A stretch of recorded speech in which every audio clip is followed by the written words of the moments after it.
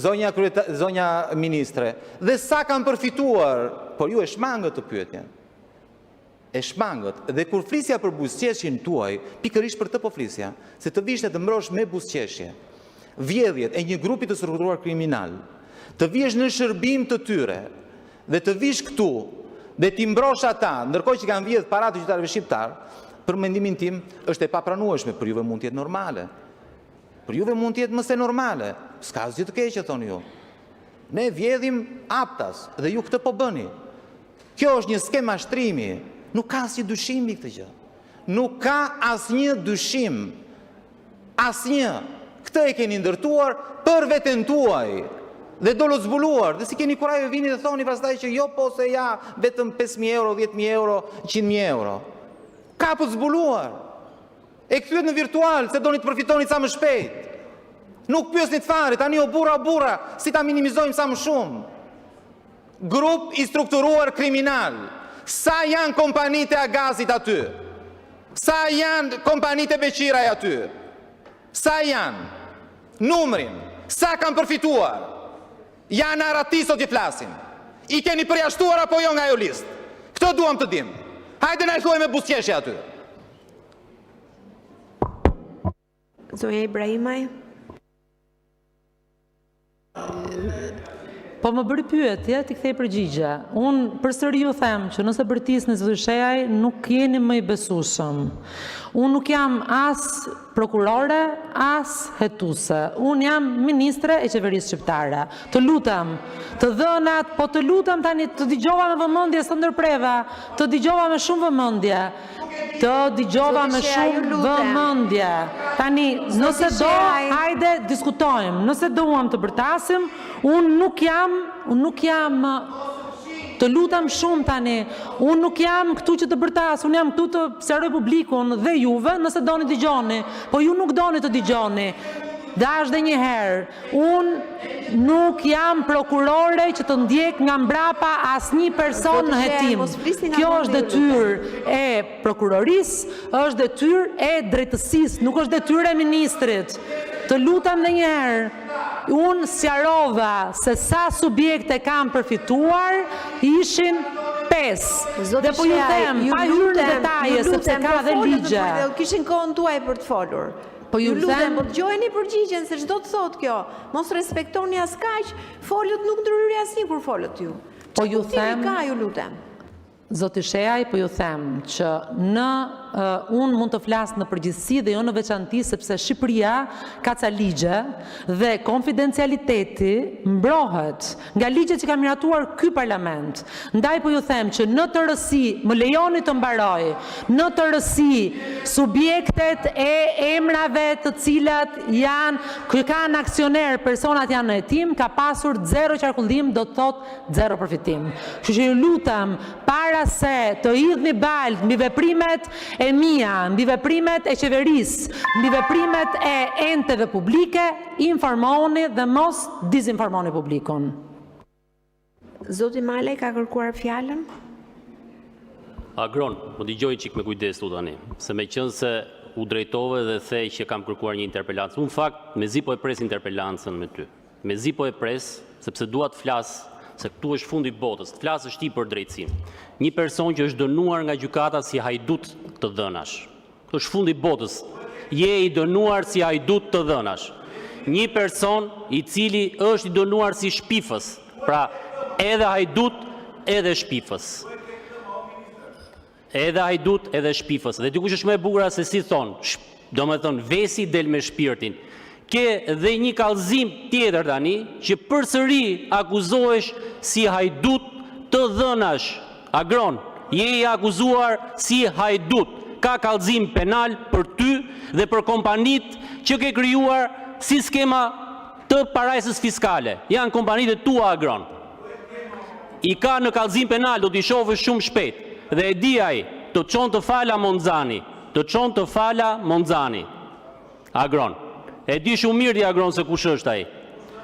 Tani, për sa i përket të vëshës Agron, se je dhe biznesmen dhe duhet ta kuptosh edhe besoj e di këtë gjë, po me sa kuptoj akoma nuk e arrin të kuptosh se kush është edhe si funksionon të vëshëja. Agron, çdo para që paguhet nga subjektet në dogan është TVSH e kreditueshme, nuk është kosto. Më kupton Agron?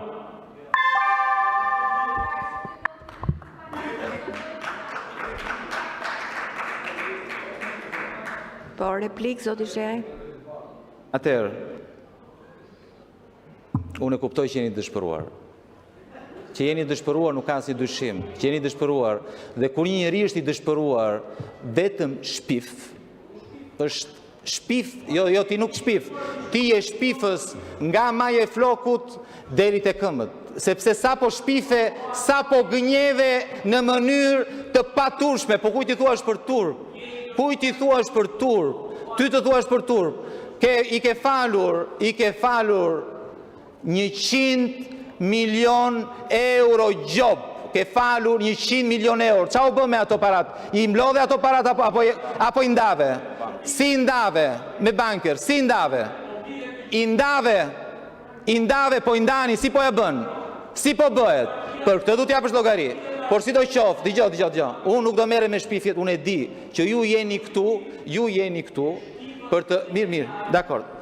Atëherë, ju do të kuptoni një gjë, unë kam jo shumë vite në këtë parlament, edhe si puna juaj këtu kam dëgjuar pa fund. Kam dëgjuar të gjithë shumë flisnin, gënjenin, shpifnin, dakord, por fundin e keni të spaku, ju ka ardhur dita, edhe ti që qesh aty, të ka ardhur dita, po të përdore Dirama dhe ashtu si bëri me Ametajn, me Veliajn, me Tahirin, me Belinda Ballukun, do të përdori dhe do të edhi poshtë dhe do vesh dhe ti në një qeli e do fillosh si ma bëri.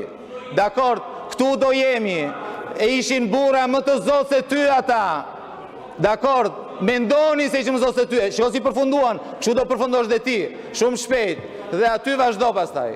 Këtu do jemi, si ata. Këtu përfundon zhvillimi i interpelancës, vjerojmë me çështjen tjetër të rendit ditës, projekt ligji për shërbimin e jashtëm në Republikën e Shqipërisë, referuar në 73.2 të rregullores, nëse ka pyetje nga kolegët. Po, zoti Kapri, i keni depozituar pyetjet? Okej, vazhdoni me pyetje. Faleminderit, zonja nënkryetare. Zonja Ministre Jashtme, projekt ligji që kemi sot, ju e keni cilësuar si një reform, jo thjesht si një ndërhyrje e momentit, ndonse nuk pati kohën e nevojshme për të bërë një debat në lidhje me shërbimin e jashtë. Çështja është që ju flisni aty edhe për rekrutime të reja në diplomaci, flisni edhe për akademi të reja në diplomaci. Halli është, zonja Ministre, që në çdo ambasadë të Republikës Shqipërisë, kudo, në perëndima në lindje, 90% i ke emërime nepotike. Edhe nuk flas vetëm të viteve tuaja, po edhe të mëparshme. Hapet, më mjafton të googullosh, përjashto disa raste sporadike që e meritojnë emrin ambasador, të tjerët nuk janë të tillë, zonja Ministre. Dhe jam i bindur që e keni vërejtur këtë gjë gjatë muajve që keni punuar tani në Ministrinë e Jashtme, se çfarë cilësie e dobët është. Tani, pyetja për ju është kjo.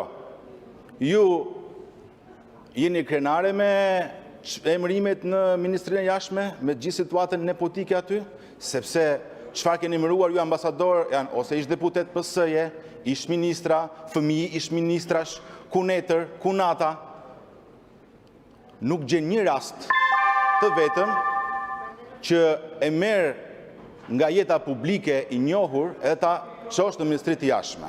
Prandaj, pyetja ime për ju është kjo, projekt ligji që ju sillni këtu, çfarë do bëjmë me nepotizmin që ka ndodhur në Ministrinë e Jashtme? Faleminderit. Zonja Ministre, keni fjalë.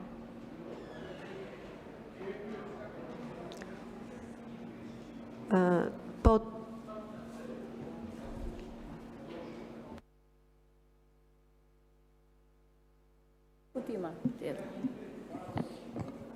Të nderuar deputet, të dashur qytetar, politika jashtme shtetërore është një nga provat më të qarta të seriozitetit të një kombi.